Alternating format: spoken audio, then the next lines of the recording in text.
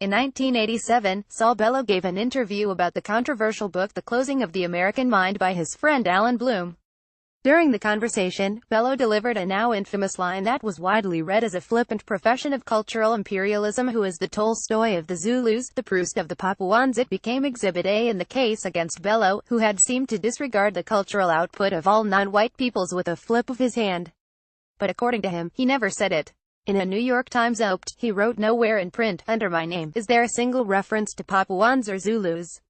The scandal is entirely journalistic in origin, the result of a misunderstanding that occurred. They always do occur during an interview. I can't remember who the interviewer was." The Shadow in the Garden, a biographer's tale by James Atlas. Pantheon, 400 pp. $28.95. The interviewer was James Atlas. At the time of the interview, he was the author of a celebrated biography of Delmore Schwartz, and he would go on to write a notorious biography of Bellow, as well as to preside over the Penguin Lives biography series as founding editor, exercising an unparalleled influence upon the recent course of American literary biography. Now, Atlas has written about himself. In his memoir The Shadow in the Garden, he writes, "I have come across the notebook in which I scrawled this no famous or infamous line, and it turns out that the word Bellow used was Polynesians." Atlas' confession falls short of Bellow's protestation, and everything that makes the memoir intriguing and uncomfortable is present in this spat.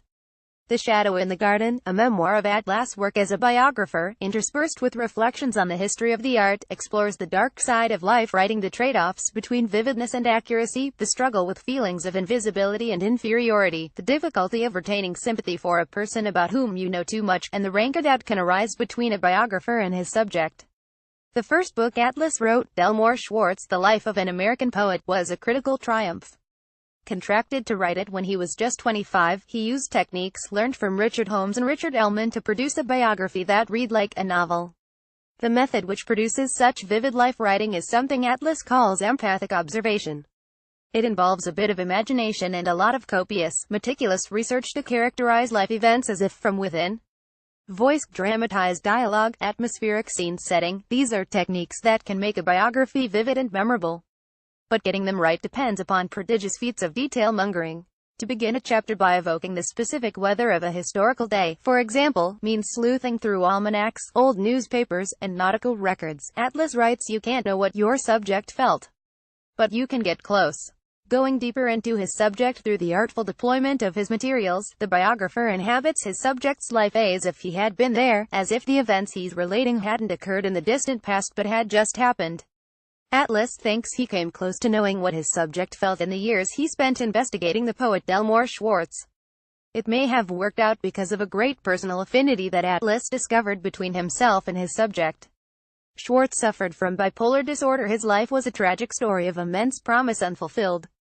Later, Atlas was diagnosed with the same illness. Perhaps the preconditions for successful empathic observation are not merely to be struck by interest, but to see oneself in the subject. Atlas' research led him to make the acquaintance of an aging generation of New York intellectuals, many of whom had centered their careers around the now-defunct Partisan Review. One of them, Dwight MacDonald, became Atlas' mentor and informal editor. Through MacDonald, Atlas got a taste of the combative discourse of the 1940s that had shaped Schwartz's intellectual life. The manuscript had a battle-scarred look, he wrote of receiving his draft back from MacDonald. There were singed holes where smoldering cigarette ash had been scattered over the page, and one chapter, edited from the hospital bed where Dwight was recovering from an operation, arrived in the mail wrapped in gauze, the pages smeared with blood, visible evidence of the surgery he was performing on my sickly prose. Atlas also became friends with the critics Alfred Kazin and Philip Roth, and eventually he made the acquaintance of the most famous figure associated with the New York intellectuals, Saul Bellow. There was something fateful about meeting Bellow. The novelist had known Delmore Schwartz, and was, in fact, writing a fictionalization of the poet's life when Atlas first came to interview him. The resulting book, Humboldt's Gift, probably contributed to the success of Atlas' biography of Schwartz, and Atlas believes that one passage is actually about him. He was alarmed when I encountered a passage in Humboldt's Gift about young scholars fabricating cultural rainbow textiles out of the 1940s. Young people, what do you aim to do with the facts about Humboldt? Asks Charlie Citrine. Publish articles and further your careers. It was a relief when he moved on to a rumination about Humboldt. A satirical aside was one thing, a whole portrait I didn't need. Perhaps this encounter should have warned Atlas off, but he grew increasingly fascinated with Bellow. He decided to become Bellow's authorized biographer, if he could. He was never authorized, but he wrote a biography anyway. It was Atlas' second biography, and it made as dramatic a splash as his first, but this time to a chorus of critical condemnation. Over the years it took Atlas to research the book, his relationship with Bellow grew increasingly rancorous. Bellow was distrustful of Atlas in part because the idea of a biography reminded him distressingly of his own death. It was, he said, the shadow of the tombstone in the garden. Bellow insisted upon signing off on each quotation. This struggle was complicated by how much Atlas admired Bellow. I had wanted to be a son to him, writes Atlas, only to discover the spot was taken by several others. Writing a biography, he found, could be emotionally complicated. Immersing himself in the details of another person's life led inevitably to self-comparison. But comparing himself to a celebrated novelist like Bellow was much less flattering than comparing himself to a forgotten poet like Schwartz. The process engendered envy and self-doubt. Most of the time I didn't mind our unequal stature and talents. Go, you be the genius. But sometimes I felt, what about my life? Doesn't it count? Too, there comes, inevitably, a moment of rebellion, when the inequality begins to chafe. Biographers are people, too, even if we're condemned to huddle in the shadow of our subject's monumentality. 1,000 pages along, a decade in, the biographer cries out, what am I, chopped liver? Yes. That's what you signed on to be, and that's what you are. Deal with it. The envy may have turned into resentment, and the resentment may have infected his prose. When his book was finally published in 2000, critics almost universally perceived it as an act of enmity against its subject. As late as 2015, when a new biography of Bellow appeared, this perception continued to cloud the reputation of Atlas' book. In a review of that new biography for the New York Times, Dwight Garner wrote that Bellow had lost faith in Mr. Atlas and stopped cooperating with him before the book was published. But Atlas protests, whether had lost faith in me or not, he cooperated right up to the end. It's not the only one of these corrections that he issues. The Shadow in the Garden is at least partially a defense of Atlas' honor in response to the harsh reception of this earlier book. What saves the memoir is the self-awareness with which Atlas presents his personal experience. At times he is less defensive than apologetic, eager to get it right. He describes how the reception of his biography of Bellow caused him to worry obsessively about whether he had been unfair or malicious. One day I sat down with yellow post-its and went through my book page by page, marking the places where I felt I had gotten it wrong, not in fact but in tone, a thing much harder to get right. I refer to these as the 12 errors. Some were ungenerous assertions. Bellow wasn't a nurturing person, to students, children, wives, or parents.